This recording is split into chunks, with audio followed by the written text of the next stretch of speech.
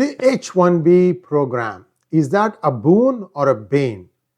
Is there a myth about H1B taking away American jobs? I'm going to share with you the whole history of how the H1 visa came about and how much jobs are given based on this H1B category, what are the boundaries around which this operates, and much more. And this is a reality check for many. And I really request all of you who are watching this program, whenever you come across a rant saying that H1B is ruining and that H1B should be smashed, please share a link to this video and make sure that the other person gets a perspective on what exactly is the H1 visa. It was not just H1, it was H1A and then H1B. There's a whole lot of evolution behind it. It's always been controlled, and this video will hopefully open your eyes to all those of you who think that this should completely go, because it can be reduced or increased, and that's what has happened over the decades. So let's take a look at this H1B program in its entirety, and also I'm going to discuss at the end some of the ongoing trends which I forgot to add in my first episode. This is a follow-up to that one. Thanks for watching that one, and do watch this one to understand a full picture of this H1B program. Here we go. Biggest gift I think that being at Vidagrama has given me is a feeling of peace. Therapists and doctors are doing a wonderful job here.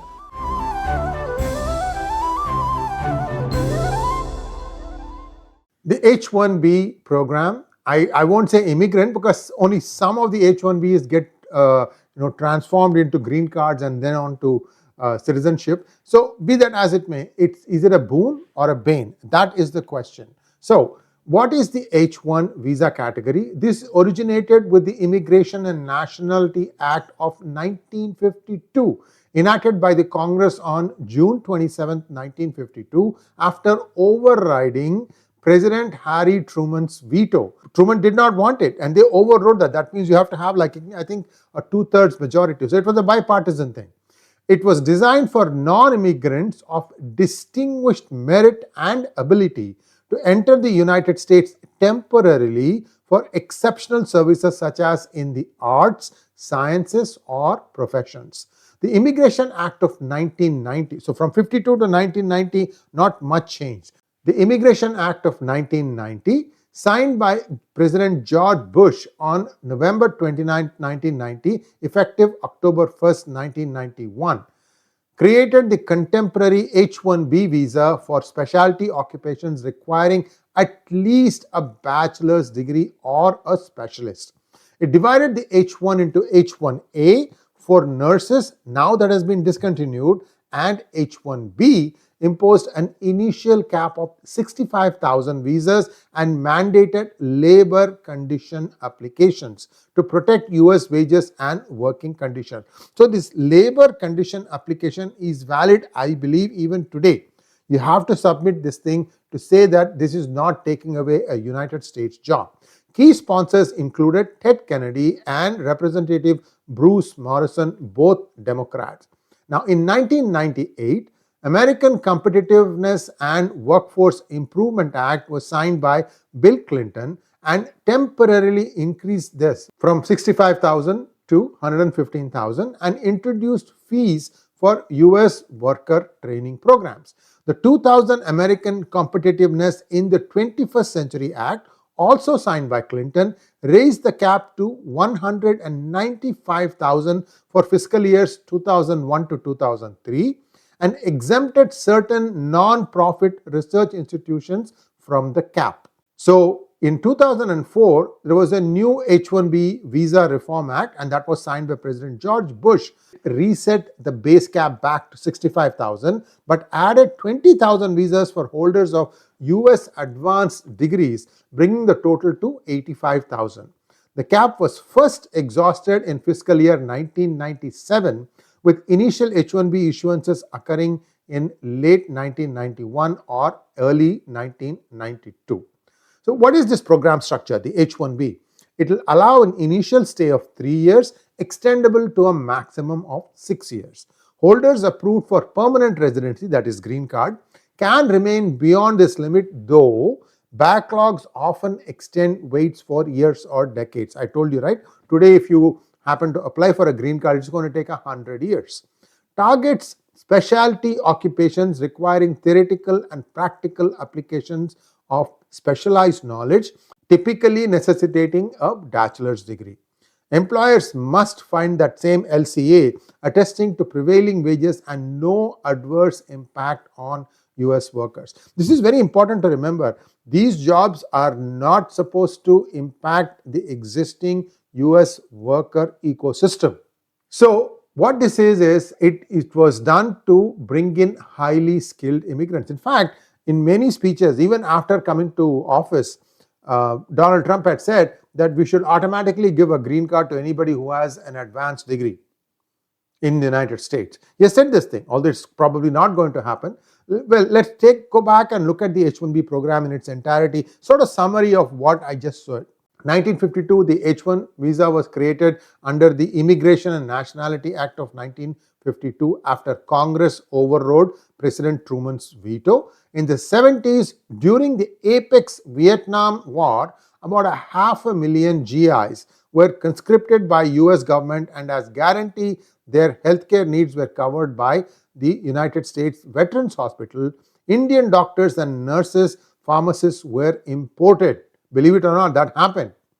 And in the 1980s, Silicon Valley introduced the mini personal computer. And in 1990s, the internet revolution, and then the dot-com boom, and of course, the Y2K problem in 2000, leading up to 2000.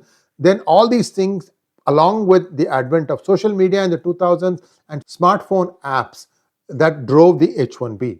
In the 2010s, cloud computing and big data analytics drove it, and now in the 2020s, we are looking at AI and machine learning driving this. Now, let's take a look at the breakdown of where all these jobs go. Custom computer programming services, 57%. Computer systems design services, 13%. There's a NAICS code also that I have given here, and this is the sum total for all years that has been issued so far. This is like the maximum number of H1s issued thus far. 2.22 million under custom computer programming services, 500,000 under computer system design services, and so on and so forth. You can read this thing, pause it here and look at it. The total all together H1B visas issued so far is 3.911 million. That's it. And how does this break down? The same thing in percentages. 57% for custom computer programming services, 13% for computer system design services, and computer system design is 5. And so you can see that 57 plus 13 is 70, plus computer system design and related services is 5, 75%.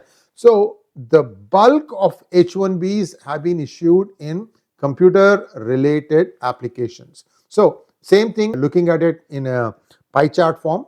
Then the key users and beneficiaries. Who are the companies that have had the maximum number of H1Bs? And we're just going to give you a snapshot. In 2023, it was Infosys with 7,000 approvals, Tata Consultancy Services with 6,000, Cognizant with 5,000. These are the ones that dominate due to software and data needs. Then tech giants such as Amazon, 4,000. Microsoft, Google, Meta, each 2,000 to 3,000 rely on H1B for innovation in engineering and artificial intelligence. In most cases here, these are all probably based out of India, but it's not a guarantee. I'm going to show you region-wise H1B issuers also. Other sectors are engineering such as Qualcomm and Tesla, healthcare and hospitals, finance, Deloitte, Goldman Sachs, academia, CAP-exempt universities like Harvard, Stanford for faculties and postdocs. Now, the number of workers. India has 70 to 75% of the recipients, or approximately out of 181,000 in 2023, about 125,000 were fueled by IT outsourcing and engineering talent and came from India. China, 10 to 15% concentrated in tech and academia, and others, smaller shades from Canada, South Korea, Philippines, and so on. But the bulk was in India.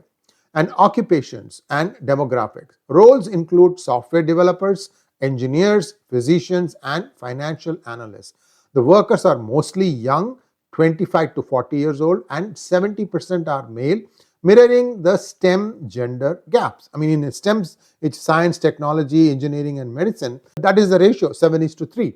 85% to 90% approval for initial petitions recently. Denials rose sharply from 2017 to 2020 under heightened security. So this is where people are gaming the system, and many of the loopholes were caught. Now, what are the controversies and criticism? Critics, including Trump, argue that H1B enables replacement of US workers with lower paid foreigners, potentially undercutting American salaries. Outsourcing firms like Infosys, TCS are accused of using visas for cost cutting via third party placements. H1B holders face limited job mobility tied to sponsors, leading to lower pay, longer hours, and exploitative conditions compared to US citizens. And thousands receive extensions annually. There is some truth in all these four criticisms. Issues like fake job letters and LCA violations prompted stricter rules, including site visits, wage audits, and documentation on duties/, third-party placements. Tech firms claim the 85,000 cap stifles innovation and talent access. Opponents say it oversupplies labor, depressing wages. High demand, that is cap filled within less than 1 week, exacerbates inequities. Serves as a bridge to green card but creates massive backlogs, especially for Indian/, Chinese nationals. You want to know how much is the actual size of the big software companies like the Mag 7? Each of them are around 100,000 to 125,000. That's it. And you saw the number of visas, H1B visas being issued every year for these big companies in small thousand numbers. So how is it that H1B then is taking away so many American jobs? I mean, if you look at the number of jobs in the United States, it's much, much, much, much higher. Almost everybody in the employable age is employed. I mean, you do the math, viewers. How much of H1B is there in the overall job ecosystem in the United States? And these are all done for a specific purpose and under a specific sponsor. They can't move their jobs unless they get an okay from, I think, the relevant authorities. I don't remember. I think it could be Department of Homeland Security. I could be wrong about that. But you need to get permission to switch jobs. So the H1B program, evolving from 1952s to 1990s, specialty focus is essential for US tech, engineering, and academia, but it has ignited controversy under Trump's 2017 executive order, which spotlighted job displacement, wage issues, and outsourcing. With 70% plus Indian IT workers amid cap lotteries and denials, it balances innovation against domestic priorities. True reform requires congressional action, leaving the process strained as of 2025. Okay, now let's take a look at what really is happening in the industry. If you look at Google or Apple or Microsoft, many of them are now beginning to invest big in countries like Dubai. Why? Because the cloud computing needs of the countries located in and around that area is going through the roof, India included. So what is happening is the expansion for them, that is especially Google and Microsoft, because they are competing with Amazon on web services. And these are late entrants. Amazon has a lock on that in Western countries. So they want to try and get new market. So where are they expanding? Into Dubai. What happens when these services start getting engaged in Dubai and they need more people to support it? Well, then they are going to pick people from within Dubai, or they might go to India, which is a very close neighbor, to get this job. So this question about H1B taking away one's job is becoming more and more moot and redundant, because once these big companies start expanding in other countries, there is no H1B there. You can't move an H1B or worker from US to there. It is possible, like a transfer program. But my point in making this is that there are other ways in which the big companies are going to cut costs, and we don't even know what are all the things they have in mind. So be that as it may, this H1B is the wrong thing to talk about right now. And for those of you who want to understand the impact, you can see this thing and weigh for yourself. I have given you a bunch of links to kind of try and expand your education and perception so you can go through all that stuff. Took us a few days to put this thing together. I hope you like it. I hope you have gone through the research, and I hope you share it with your friends and relatives who want to know more about this program. And if you have not already subscribed to our channel, I hope you subscribe to our channel. Thanks for watching. Namaskar.